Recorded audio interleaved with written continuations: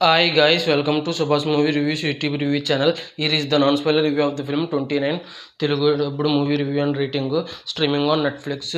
ఈ మూవీ చూడడానికి గల కారణం ఏంటంటే లోకేష్ కనకరాజు గారితో కో డైరెక్టర్ కింద పనిచేసిన రత్న కుమార్ అనే అతనే ఈ మూవీని డైరెక్షన్ చేశారు.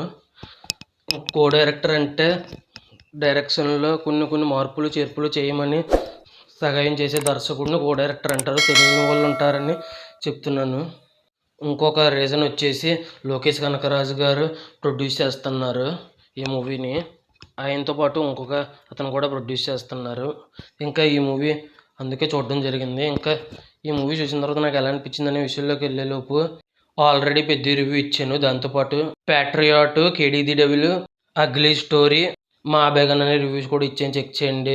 నా కంటెంట్ చూడండి. నా కంటెంట్ నచ్చితే లైక్, షేర్, సబ్స్క్రైబ్ చేసి పక్కన ఉన్న గంట సింబల్ క్లిక్ చేసి నా ఛానల్ సపోర్ట్ చేయగలరు. మూవీ ఎలా అనిపించింది, story plot, plus points, minus points rating ఇస్తాను. కాబట్టి నా రివ్యూ చివరి వరకు చూడండి.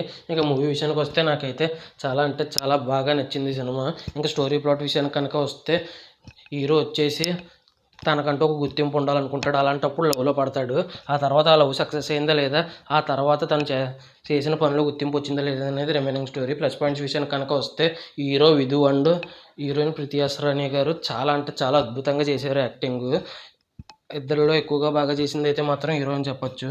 ఇంకా ఈ మూవీలో వచ్చేసి చాలా అంటే చాలా బ్యూటిఫుల్ లవ్ స్టోరీ ఉంది. ప్లస్ లవ్ అనేది ఇంపార్టెంట్, లైఫ్లో గుర్తింపు సంపాదించుకోవడం కూడా ఇంపార్టెంటే. కానీ ఈ రెండిట్లో ఏది ఎక్కువగా ఇంపార్టెంట్ అంటే లైఫ్లో గుర్తింపు తెచ్చుకోవడమే ఎక్కువ ఇంపార్టెంట్ అన్న మెసేజ్ని చాలా అంటే చాలా బాగా అద్భుతంగా చూపించారు ఆ క్లైమాక్స్లో. సినిమా ఫస్ట్ హాఫ్ అలా లవ్ స్టోరీ కింద వెళ్ళి సెకండ్ హాఫ్ ఏమో లైఫ్లో గుర్తింపు రావాలన్న పాయింట్ మీద చాలా మంచి మెసేజ్ ఇచ్చారనిపించింది. ఇలాంటి మూవీలు కదండి రావాలి. ఈ మూవీని థియేటర్లో రిలీజ్ చేసి ఉంటే బాగుండేది, అంత బాగుంది.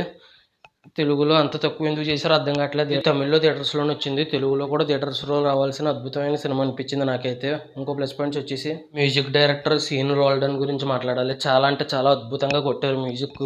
బ్యాక్గ్రౌండ్ స్కోరు బాగుంది, సాంగ్స్ కూడా చాలా బాగున్నాయి. తెలుగులో సాంగ్స్ డబ్బింగ్ కూడా చాలా బాగున్నాయి.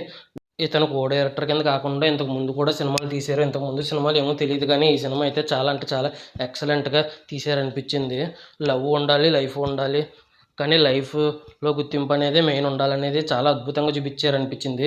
ఇంకా ఈ మూవీ వచ్చేసి ఇవి ప్లస్ పాయింట్స్. మైనస్ పాయింట్స్ విషయానికి కనుక వస్తే సినిమా ఫస్ట్ నుంచి లాస్ట్ వరకు చాలా స్లోగా ఉంటుంది.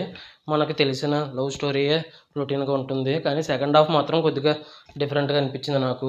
ఇవే ఇంకా మైనస్ పాయింట్స్. ఇంకా ఫైనల్గా రేటింగ్ వచ్చేసి ఇది పెద్ద మైనస్ పాయింట్స్ కింద అనిపించలేదు. అందుకే నాకు 5/5 రేటింగ్ అయితే వచ్చి అనిపించింది నాకైతే ఈ మూవీకి. ఈ మూవీ ఎంతమంది చూశారు, చూసుంటే మీకు ఎలా అనిపించింది, మీరు ఎంత రేటింగ్ ఇస్తారనేది కింద కామెంట్ చేయండి.